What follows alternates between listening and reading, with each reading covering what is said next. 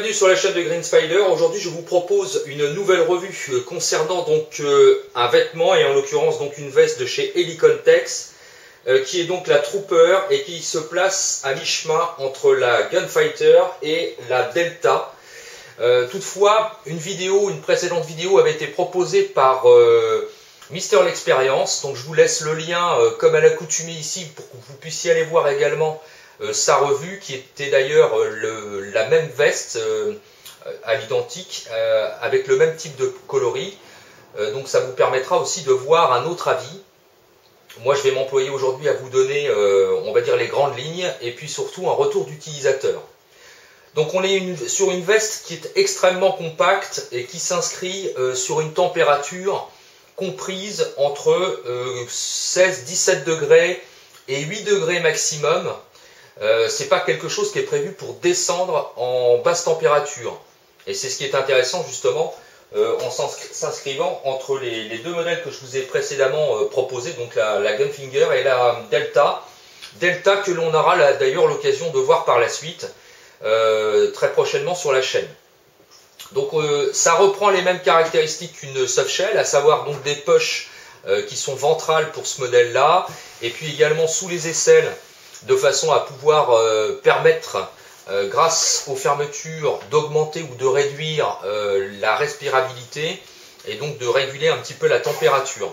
L'intérêt de cette veste-ci, c'est qu'elle est traitée Téflon, donc anti-tache et déperlant, véritablement. Donc on peut la positionner sur soi par temps de pluie, même quand la pluie est relativement soutenue quand même, ça tient très très bien. On est toujours sur des fermetures YKK.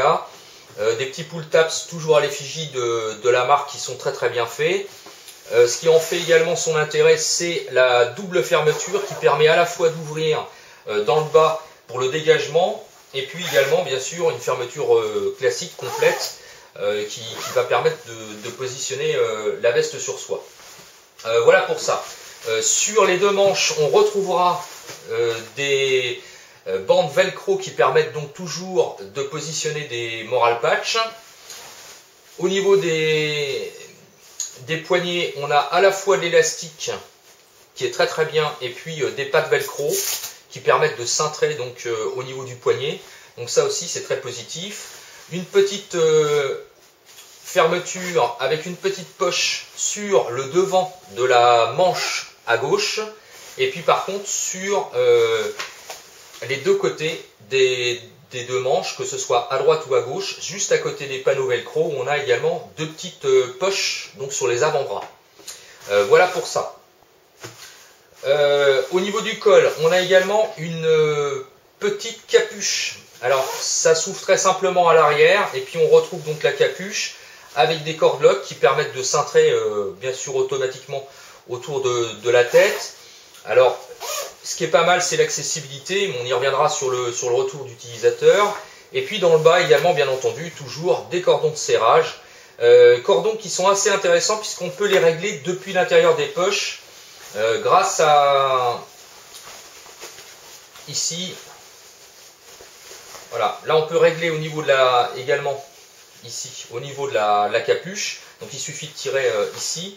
Et puis l'intérieur des poches également, on peut cintrer depuis l'intérieur également, c'est-à-dire qu'il suffit d'avoir la veste sur soi, on ouvre et on peut cintrer directement depuis l'intérieur. C'est aussi une question d'accessibilité.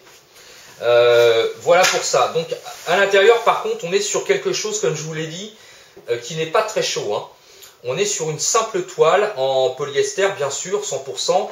Donc il n'y a rien il n'y a pas de revêtement particulier, que ce soit de type polaire ou autre. On est véritablement sur une veste simple. La particularité également à l'arrière, c'est qu'on retrouve une poche besace qui s'ouvre des deux côtés. Voilà, et qui communique bien entendu. Et qu'on voit d'ailleurs avec le filet mèche à l'intérieur. Voilà, on peut voir un petit peu au niveau de la main l'intérieur de la veste. Alors, toujours des petits retours au-dessus des fermetures, sur toutes les fermetures qui sont présentées sur la veste, ce qui permet de garantir au niveau de l'imperméabilité du vêtement. Voilà pour ça. Alors, ce qui en fait son intérêt, dont j'ai fait le tour, je ne vais pas trop m'attarder, On n'aurait qu'à aller voir la vidéo de Mister L'Expérience. Alors, on a toujours des très très grandes poches à l'intérieur. Alors, on aura du mal à voir, mais elles sont compartimentées.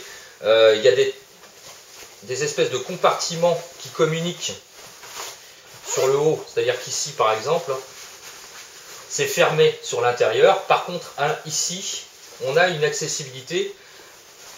Alors, c'est un petit peu compliqué à expliquer, mais ça permet de pouvoir positionner, par exemple, ici, sur cette poche, on a un petit trou qui permet éventuellement de mettre, par exemple, ici, un élément de type téléphone portable, etc. Et puis d'avoir une oreillette, et ça permet de passer le câble de l'oreillette ici, de façon à pouvoir garder le câble à l'intérieur. Donc soit on met le téléphone ici éventuellement, on fait passer la petite cordelette, voilà, et on permet d'avoir ça directement, donc sans être obligé d'ouvrir la veste. Donc ça c'est plutôt intéressant. Et sinon donc on peut éventuellement mettre dans la poche, ici il y a une petite poche, qui communique également. Voilà pour ça. À l'intérieur, on retrouve le même principe ici d'ailleurs, de ce côté-là pour l'extérieur, avec une petite subtilité, un petit D-ring accroché avec un élastique qui permet éventuellement de sécuriser quelque chose. On peut penser à des clés ou des choses comme ça. Voilà pour ça. Alors, l'atout majeur de cette veste, c'est sa compacité, parce qu'on est véritablement sur quelque chose de très très compact, une fois que c'est plié. Voilà, il suffit de fermer la veste, c'est très fluide. Et donc après, on peut se permettre, en la rangeant proprement, voilà, d'obtenir une quand même très bonne compacité. On est quand même sur quelque chose qui est, et encore là je ne l'ai pas fait véritablement, on va dire de façon très soutenue, mais on a la possibilité de vraiment refermer la veste et d'avoir quelque chose de relativement compact. Donc on peut penser à mettre ça dans un sac, c'est pas très volumineux quand même, ça permet donc d'avoir à disposition une veste en cas de vent ou éventuellement de froid, mais surtout d'humidité, de pouvoir sortir la veste et puis de se protéger si jamais on a une polaire sur soi. Voilà pour, on va dire, un petit peu le tour de la veste. Alors qu'est-ce que j'en pense au niveau retour d'utilisateur?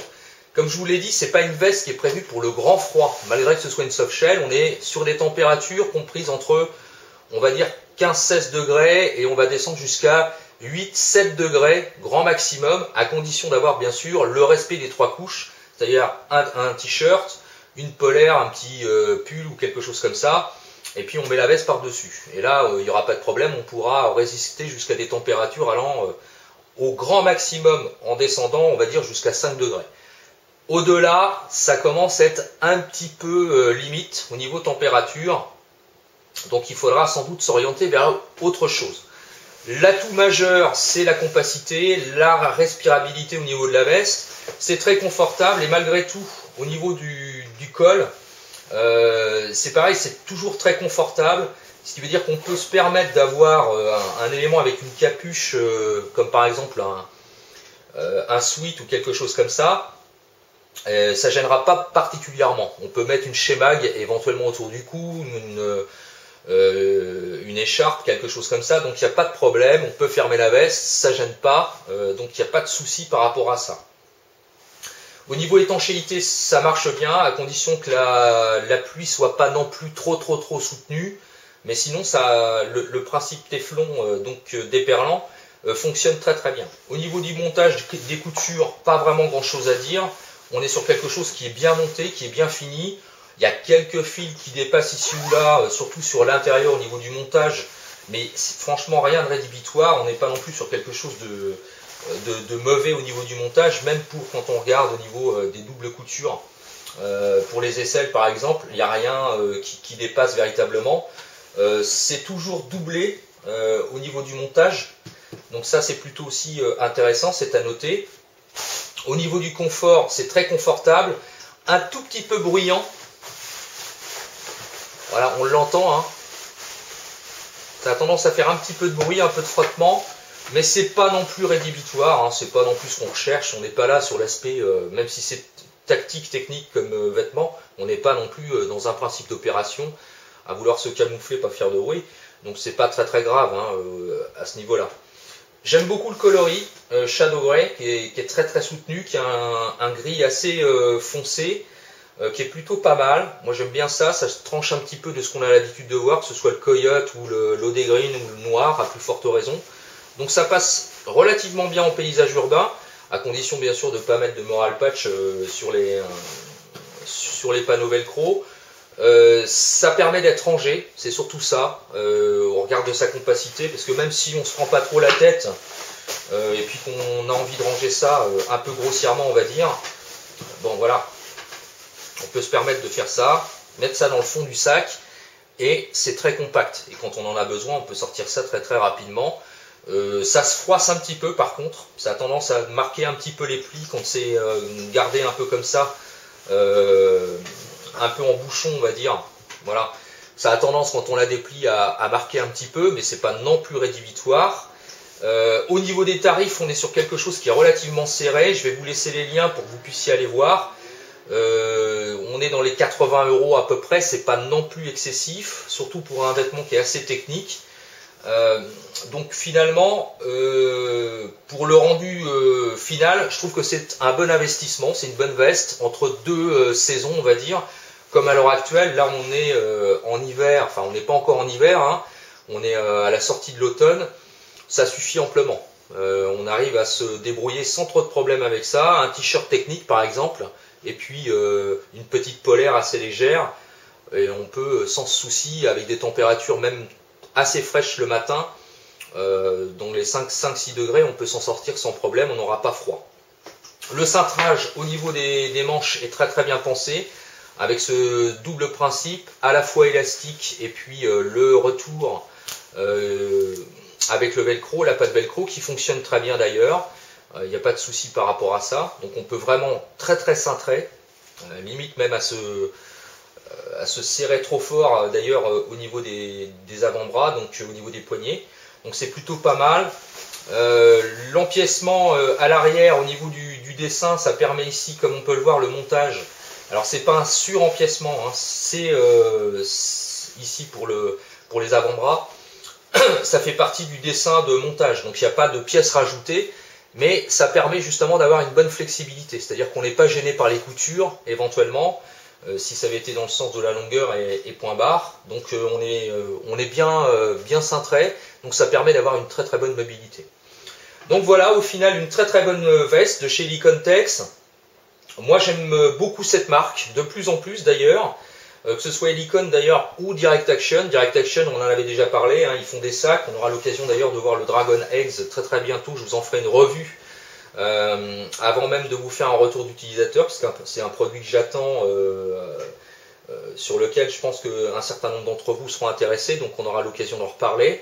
C'est une marque qui monte tranquillement, progressivement, et qui vraiment gagne à être explorée, parce qu'on a quand même beaucoup de produits qui sont à la fois bien finis, bien conçus, relativement abordables, qui se positionnent sur le marché relativement de façon assez concurrente au niveau des tarifs, même si on se fournit à l'étranger, à plus forte raison d'ailleurs. Donc du coup, voilà, c'est pas, ce sont de très très bons produits.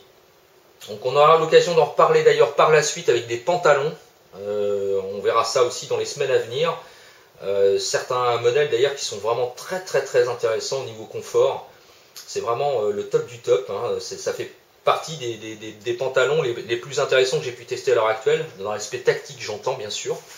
Et donc cette veste ne déroge pas à la règle de la marque, à savoir des produits qui sont milieu de gamme, de qualité, bien montés, bien finis, confortables, et puis à des tarifs quand même relativement serrés. Alors pour les tailles, pour en finir avec ça, si vous faites comme moi une taille L, ou limite entre les deux, entre la taille M et la taille L, prenez du M, impérativement. Parce qu'on est toujours sur des vestes qui sont, des vêtements qui sont sur un petit peu les types de tailles américaines. Donc les tailles américaines, c'est toujours un poil au-dessus des tailles françaises. Il faut y penser, on n'a pas les mêmes gabarits. Les normes américaines ne sont pas tout à fait les mêmes que les normes françaises, en tout cas européennes. Et même si c'est fabriqué en Europe, ils se sont alignés un petit peu sur l'aspect vestimentaire américain. Donc il faut penser à ça. Donc si vous faites du M, prenez du M. Si vous faites du L, enfin limite entre les deux, c'est-à-dire moi je fais 1m75, j'ai pour habitude de prendre généralement du L pardon, pour les vestes, parce que comme j'ai des sous-couches, donc c'est un petit peu plus épais, donc pour éviter, pour avoir justement une meilleure, être plus versatile, être plus mobile, etc. J'ai tendance à prendre des vestes qui sont pas trop grandes d'ailleurs pour moi, mais là pour le coup prenez du M. Voilà, pour pas vous tromper au niveau des tailles, c'est quand même assez important de le souligner. Voilà, et bien écoutez, j'espère que cette vidéo et puis ce retour d'utilisateur vous aura intéressé concernant donc cette veste. Comme toujours, si vous avez des questions, des commentaires, c'est en bas que ça se passe ou par message privé. Et je vous dis à très bientôt pour une prochaine vidéo. Et d'ici là, comme toujours, portez-vous bien et carpe diem. Salut!